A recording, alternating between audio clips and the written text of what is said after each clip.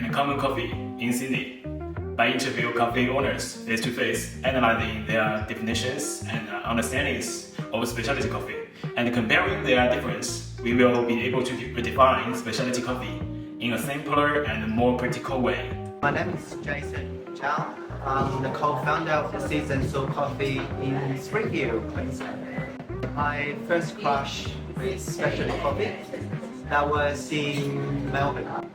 Back to 2016 or 17, I was so amazed by different specialty coffee stores in Melbourne. I started to realize our real passion is on specialty coffee.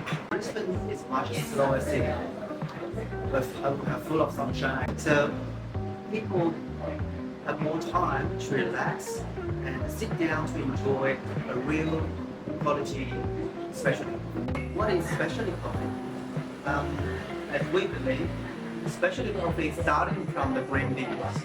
The green beans school has to be at least 83 plus. Then we have a very good processing of the coffee, very high quality, specialty quality. But we are very approachable from normal consumers. Second, we believe we are very approachable. We're doing real specialty coffee, but we are not having a long distance with our customers. Instead, we are very close to each other. From normal everyday coffee drinkers to coffee connoisseurs or coffee professionals, we do have different products for them to enjoy, from espresso to milk-based coffee or pour-overs. So every cup of coffee is not just from the processing, also from the processing part. For the Cerebral Cafe recent, it's a 2022 World Barista Championship machine. It's very solid. The coffee beans, the roasteries we are using now, first of all, Kona, which is very famous for specialty coffee in Australia. It's from Canberra.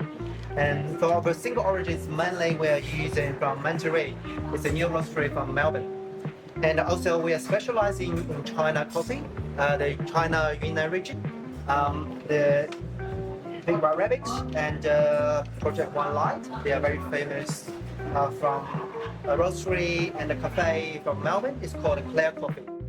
When we are serving the customers every day, whenever we have time, we like to have a little chat with our customers to let them know what's the real difference between specialty coffee and commercial coffee. Yeah, so I'm Dan, and I own and operate Comet in Epping. Hated uni. That's when I first applied with a coffee company called Pablo and Rusty's, about 2 years in Lane Cove, and that was the first time I kind of was around specialty coffee and realized like single origins could taste different. Yeah. So I mean, technically specialty coffee is coffee that scores above a certain grade when it's cupped and tasted. But for us, it's like, I think connection is really important. So us, one, being able to be connected to the customer. And so we really know we're making a positive impact right back at farm level. A lot of it is communicated through relationship, but our menu is more coffee focused. Talks about some of the different coffees that we have on offer at the moment. Different flavor notes, origins, varietals.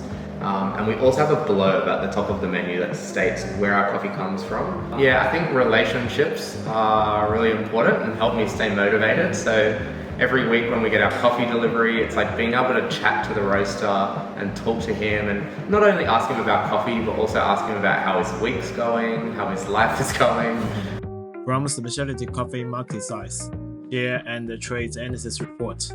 Specialty coffee shops focused on high quality beans, prices, the brewing, and the cultural connection. The market is set to reach 51.4 billion by 2030, growing at 10.4% annually.